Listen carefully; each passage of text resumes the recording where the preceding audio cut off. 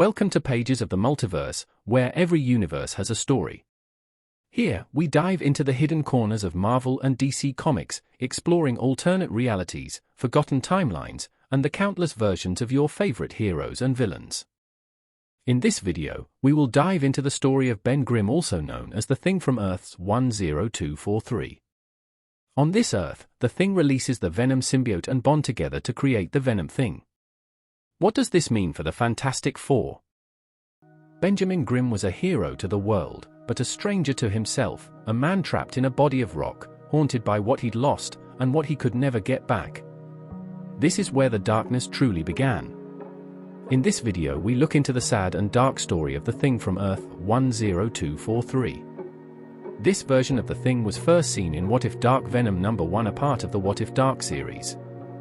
A quick flashback to the Secret War when some of Marvel's heroes were chosen to battle against Earth's villains. Peter Parker, also known as the Amazing Spider-Man, gained a new suit for the battle, but it was not what it seemed as it was alive.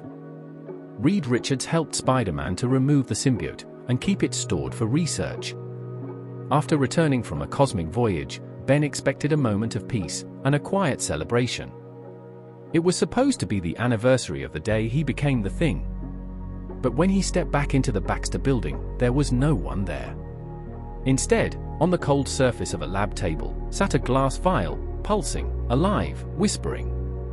Inside it was the Venom symbiote. Reed explained it in his usual cold detachment that it was a post-Secret Wars being that was believed to be alive, maybe sentient. But Ben didn't care about the science. He cared that Reed Richards, his oldest friend, hadn't shown up. Again, he confronted Reed with accusations laced with years of buried resentment. Reed tried to spin it, saying he thought Ben needed time to readjust. Ben wasn't buying it. Deep down, he always blamed Reed for turning him into the Thing. And now, here Reed was again, playing God, poking at cosmic monsters, avoiding the mess he made. Before they could finish their argument, Invisible Woman called Reed away. Alone, Ben stared at the symbiote. It moved, like it was breathing. It spoke, not in words, but in something deeper, more primal. It promised to make Ben whole again. And Ben listened. He opened the vial and the Venom symbiote jumped at him and had started to bond with Ben, wrapping itself around him like black fire. When Mr. Fantastic returned, he is shocked to see Ben covered by the symbiote. The Thing told Mr. Fantastic that the symbiote had promised to help him to be human again. As the symbiote went into a dormant state, Ben could see that his rock form was gone. Ben Grimm was human again. Reed begged Ben to reconsider using the suit, saying that it wasn't real and that the symbiote was manipulating him. But Ben didn't want to listen to him. So when Reed tried to activate the sonic device, the suit came back on, and Ben destroyed the device, crushing it. Then he told Reed to stay out of his way and left the Baxter building, vanishing into the night. In the streets, Ben felt normal for the first time in years, even looking at his real face again. It felt good. Until the suit's warning senses kicked in, turning Ben back into the Thing again. The suit led the Thing to encounter the Lizard. Dr. Curt Connors, a familiar face from Spider-Man's Rogues Gallery. He approached the Thing with calm words stating that he only wanted to talk and not fight. But the Thing didn't trust calm voices anymore. The Thing attacked the Lizard without warning. The fight was brutal. Connors didn't stand a chance. But as Ben beat him down, the Lizard began to speak, not with anger, but with understanding. He told Ben they weren't so different, as both were changed by forces beyond their control. And how they were both abandoned by the world. The Lizard tells the Thing that with power of the symbiote he could not only cure himself but others as well. Ben agrees to help him. The Lizard takes Ben to his underground lab.